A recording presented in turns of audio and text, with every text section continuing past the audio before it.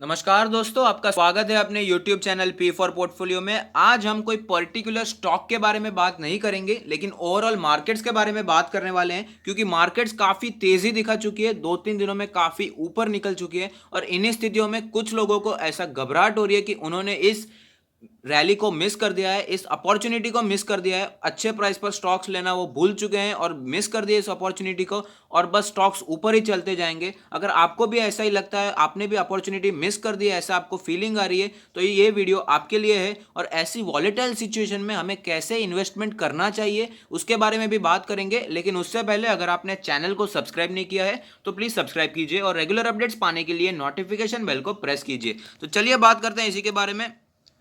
लेकिन उससे पहले देखेंगे कि आज मार्केट्स ने कैसा बिहेव किया है। तो आप देख सकते हैं निफ्टी 50 का लेवल है 9490, जो कि है 1.88% ऊपर। निफ्टी बैंक के बारे में बात करें तो 2.45% की तेज़ी दिखाई है। कल के दिन 7% से भी ऊपर क्लोज हुआ था निफ्टी बैंक, यानी कि बैंक निफ्टी में अच्छी खासी तेज़ी देखने को मिली थी हमें पिछले 2 दिनों में। इसके पीछे के रीज़न मैं सबसे पहले आपको दिखाना चाहूँगा। HDFC सिक्योरिटीज़ के दीपक जसानी जी का कहना है कि इंस्टीट्यूशनल इन्वेस्टर्स ने अपनी शॉर्ट कवरिंग की है, उसकी वजह से भी हमें तेज़ी देखने को मिली है। और दूसरी बात यह है कि बैंकिंग स्टॉक्स में एफआईआईज ने एंट्री की है। बैंकिंग स्टॉक्स में कई दिनों से एफआईआईज नेट सेलर्स रहे हैं, सिर्फ बैंकिंग स्टॉक्स में नहीं लेकिन ओवरऑल मार्केट्स में पिछले 4 या 5 दिनों से एफआईआईज नेट सेलर्स तरीके आ रहे थे। लेकिन इस बार ऐसी इतनी गिरावट हो चुकी थी कि कुछ लोगों को ऐसा लगा कि प्राइस काफ़ी अट्रैक्टिव हो गए हैं, इसी वजह से थोड़ी बाइंग हुई है, वैल्यू बाय हुई है स्टॉक्स में, और बैंकिंग स्टॉक्स में सबसे ज़्यादा बाइंग हुई है। इसी वजह से बैंक निफ्टी हमें तेज़ दिखा है, ऐसा कहना है दीपक जसानी जी का। तो अब मैं आपको कुछ और न्यूज़ दिखाऊंगा। सबसे पहले मैं आपको वही सिचुएशन दिखाऊंगा जिसके कारण इतनी गिरावट का सामना फेस करना पड़ा है। कोरोना वायरस के केस इंडिया में 1,58,959 हो चुके हैं। 1.5 लाख केस हो चुके हैं ऑलरेडी, और डेथ्स भी हुई है 4,540। लेकिन अच्छी बात यह है कि रिकवरी भी हुई है, 67,903 लोगों की रिकवरी हो चुकी है। लेकिन आप देख सकते हैं कि दिन ब दिन केस बढ़ते जा रहे हैं, स्थिति बहुत ही गंभीर होती जा रही है। कोई वैक्सीन अभी तक तो आई नहीं है, फ्यूचर में कब आएगी कोई बता नहीं सकता, और स्थिति बहुत ही गंभीर हो चुकी है।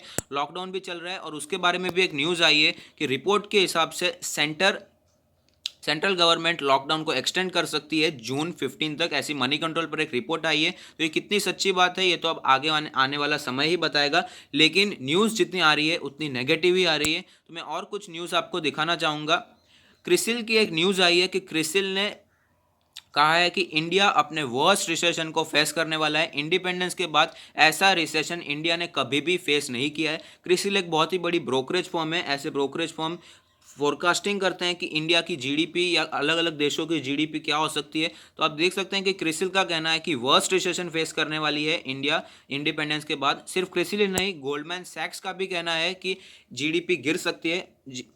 गोल्डमैन सैक्स का कहना है कि worst recession for India, sees GDP fall by 5% in financial year 21। तो आप देख सकते हैं कि ओवरऑल फाइनेंशियल ईयर में जीडीपी 5% तक गिर सकती है, ऐसा गोल्डमैन सैक्स का कहना है। तो ऐसे ऐसे बड़े बड़े ब्रोकरेज फर्म्स का कहना है कि स्थिति बहुत ही गंभीर है, सिर्फ इंडिया के लिए नहीं लेकिन ओवरऑल वर्ल्ड की इकोनॉमी के लिए बहुत ही गंभीर स्थिति हो गई है। कोरोना वायरस की वजह से सारे इकोनॉमी हिल चुकी है, अलग अलग सिचुएशन सामने आ रही है, बहुत ही ज़्यादा केसेस हो चुके हैं और इकोनॉमी पर भी बहुत बड़ा इफेक्ट पड़ चुका है। आरबीआई गवर्नर के बारे में कुछ बताना चाहूँगा। तो आप देख सकते हैं उन्होंने बोला है कि inflation outlook highly uncertain may is in second half of 2020। तो इन्फ्लेशन भी महंगाई भी बढ़ती जाएगी ऐसा उन्हें लग रहा है, लेकिन 2020 के सेकेंड हाफ यानी कि Q3 और Q4 में थोड़ी सी राहत मिल सकती है, ऐसा शक्तिकांता दास का कहना है। तो आप देख सकते हैं inflation is expected to fall below the 4% target by Q3 Q5 the RBI governor said. तो ओवरऑल सिचुएशन बहुत ही गंभीर है, इकोनॉमी बहुत ही बुरे हाल में है, एनपीएस बढ़ने के चांसेस बहुत है, अलग अलग बिजनेसेस बैंक्रप्सी डिक्लेयर कर सकती हैं, ऐसी सिचुएशन खड़ी हो रही है। इकोनॉमी एकदम ठप पड़ी है, अलग अलग बिजनेसेस पूरी तरह से बंद है, इंफ्रास्ट्रक्चर बहुत ही स्लो चल रहा है, ये सारी सिचुएशन आपको पता ही है। लेकिन उसके बावजूद मार्केट्स बहुत ही ऊपर जा रही है। इस वजह से कई लोगों को ऐसा लग रहा है कि उन्होंने सिचुएशन मिस कर दी है। तो मैं आपके लिए ये न्यूज़ इसीलिए लाया हूँ कि आपको सिर्फ शॉर्ट टर्म नहीं देखना है, लॉन्ग टर्म देखना है। इसे हम कहते हैं technical bounce back, dead cat bounce कहते हैं इसे। मैं आपको निफ्टी के चार्ट्स पर लेके आया हूँ। तो मैंने 3 लाइन ड्रॉ की है, जिसमें से जो नीचे वाली लाइन है वो है सपोर्ट की लाइन और ऊपर की 2 लाइन्स है वो है रेजिस्टेंस की लाइन। तो आप देख सकते हैं इस बार इसने 8800 के आसपास ही सपोर्ट लिया है। पहले भी एक बार इसने यहाँ पर सपोर्ट लिया था और आज ये निफ्टी इससे सपोर्ट लेकर ऊपर निकल चुकी है। रेजिस्टेंस की बात करें तो मैं जो पहली लाइन दिखाना चाहता हूँ वो है 9582, यानी कि 9580 के आसपास इसने पहले 2 बार रेजिस्टेंस फेस किया है। तो आप देख सकते हैं कि जब हमारे प्राइम मिनिस्टर मोदी जी ने डिक्लेयर किया था 20 लाख करोड़ का पैकेज, उसके बाद मार्केट्स ओपन तो ऊपर हुई थी लेकिन उसके बाद तुरंत गिरावट आ गई थी। तो तभी भी 9580 के आसपास ही उसको रेजिस्टेंस फेस करना पड़ा था। अगर दूसरे रेजिस्टेंस की बात करें तो वो है 9873 के आसपास। वहां पर भी एक बार निफ्टी 50 को रेजिस्टेंस फेस करना पड़ा था। उसके बाद निफ्टी काफ़ी नीचे आ चुकी थी और इस बार इसने 8800 पर सपोर्ट लिया है, लेकिन पिछले कुछ दिनों से अच्छी तेज़ी दिखाई है। तो मैं आपको बॉलिंजर बैंड दिखाऊंगा जिसमें हमें पता चलेगा अलग अलग लेवल्स के बारे में, लेकिन उससे पहले मैं आपको ये लाइंस डिलीट कर दूंगा जिससे हमें क्लियर व्यू मिलेगा बॉलिंजर बैंड का। तो आप देख सकते हैं बॉलिंजर बैंड में कि ये अपने मीडियन के ऊपर ट्रेड कर रहा है। कल ही इसने अपने मीडियन के ऊपर क्लोजिंग दी थी, लेकिन आज निफ्टी 50 काफ़ी ऊपर निकल चुका है। अगर इसके अपर बैंड के बारे में बात करें तो वो है 9677। पहले भी ऐसी सिचुएशन बनी थी कि जब 9600 जब अपर बैंड के आसपास ये पहुंच चुका था और उसके बाद इसमें गिरावट बनी थी। तो आप देख सकते हैं कि ये काफ़ी ऊपर चला गया था, अपर बैंड को टच करके ये नीचे आया था।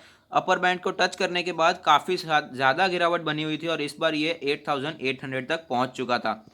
तो आप देख सकते हैं कि इस बार भी ये ऊपर जाता हुआ दिखाई दे रहा है। तो ऐसा हो सकता है पहले की सिचुएशन को ये फिर से रिपीट कर सकता है। 9677 का अपर बैंड है, उसके आसपास ये वापस रेजिस्टेंस फेस करके नीचे भी आ सकता है। तो अब बात करेंगे आरएसआई के बारे में कि आरएसआई में हमें कैसी सिचुएशन बनी हुई दिखाई दे रही है।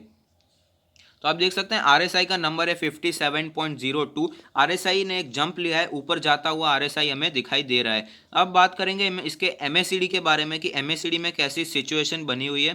तो आप देख सकते हैं एमएसीडी ने हमें बुलिश क्रॉसओवर दे दिया, यानी कि एमएसीडी का कहना है कि निफ्टी 50 और भी ऊपर जा सकती है। तो अब बात करेंगे कि ऐसी सिचुएशन में हमें क्या करना चाहिए, हमें क्या इसमें अभी बाइंग कर देनी चाहिए क्योंकि बहुत ही ऊपर निकल चुकी है निफ्टी, तेजी दिखाई दे रही है। तो मेरा मानना है कि जो न्यूज़ मैंने आपको दिखाई उससे तो यही लगता है कि ये साल और आगे के 1-2 साल और भी बुरे हो सकते हैं, सिर्फ इंडिया के लिए नहीं लेकिन वर्ल्ड इकोनॉमी के लिए, क्योंकि अमेरिका और चाइना के बीच में ट्रेड वॉर चल रहा है, उसमें भी बहुत ही गंभीर स्थिति बनी हुई है। इसकी वजह से मेरा मानना है कि हमें फियर ऑफ मिसिंग आउट तो बिल्कुल भी नहीं करना है। ये जो हमें अभी ऊपर तेज़ी दिखाई दे रही है वो एक टेक्निकल बाउंस बैक है, वैल्यू बाइंग है। तो मैंने इसलिए आपको कहा था कि अच्छे प्राइस पर थोड़ी सी बाइंग भी हमें करनी चाहिए। तो अभी की जो सिचुएशन है वो एक रेंज बाउंड लेवल पर चल रही है। निफ्टी 50 ज़्यादा गिरेगी भी नहीं लेकिन ज़्यादा ऊपर भी नहीं जा पाएगी। अगर आप सोच रहे हैं कि अगले आने वाले 3 या 4 महीनों में निफ्टी वापस 12,000 को टच कर लेगी तो वो मुझे मुश्किल दिखाई दे रहा है। अगर वैक्सीन आ जाती है और कोरोना वायरस की सिचुएशन सुधरने लगती है तो ये संभव है, लेकिन तब तक तो मुझे लगता है कि मुझे और बड़े बड़े एनालिस्ट को भी यही लगता है कि सिचुएशन बहुत ही गंभीर है।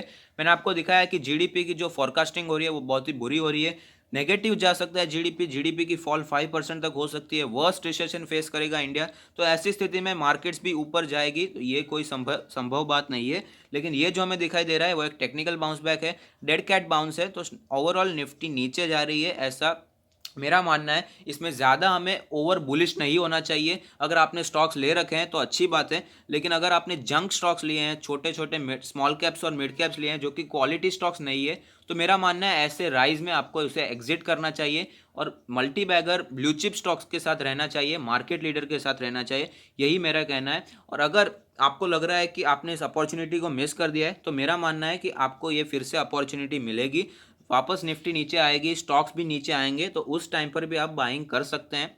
तो मेरा मानना है ज़्यादा आप इसमें ओवर बुलिश मत होइए और सारे पैसे एक साथ इन्वेस्ट मत कीजिए। कैश इन हैंड रखना बहुत ही ज़रूरी है क्योंकि ओवरऑल सिचुएशन अभी भी गंभीर ही बनी हुई है। तो आप सिर्फ निफ्टी को मत देखिए, आपके वॉच लिस्ट में जो स्टॉक्स हैं, आपको जिस स्टॉक्स में इंटरेस्ट है, अच्छे अच्छे ब्लू चिप और मार्केट्स लीडर स्टॉक्स को अपनी वॉच लिस्ट में बनाए रखिए और उन्हीं को देखिए। कि ये स्टॉक आपको किस समय पर लेना है, और अगर वो लेवल पर आ जाते हैं तो उसमें आप बाइंग कर सकते हैं। अच्छे सपोर्ट लेवल पर आप इसमें बाइंग कीजिए। अच्छे ब्लू चिप स्टॉक्स और क्वालिटी स्टॉक को अपने वॉच लिस्ट में बनाए रखिए। एकदम स्टॉक सिलेक्टिव हो जाइए। बाजार कहाँ जा रही है वो मत देखिए, लेकिन अगर आपका स्टॉक आपको बाइंग प्राइस पर मिल रहा है तो वो बाइंग प्राइस पर आपके बाइंग लेवल पर उसमें बाय करना चाहिए, ऐसा मेरा मानना है। तो अगर आपको ये वीडियो पसंद आया है तो लाइक कीजिए, शेयर कीजिए, कमेंट कीजिए, सब्सक्राइब कीजिए और मुझे मोटिवेट कीजिए। Thank you. Stay happy, happy investing.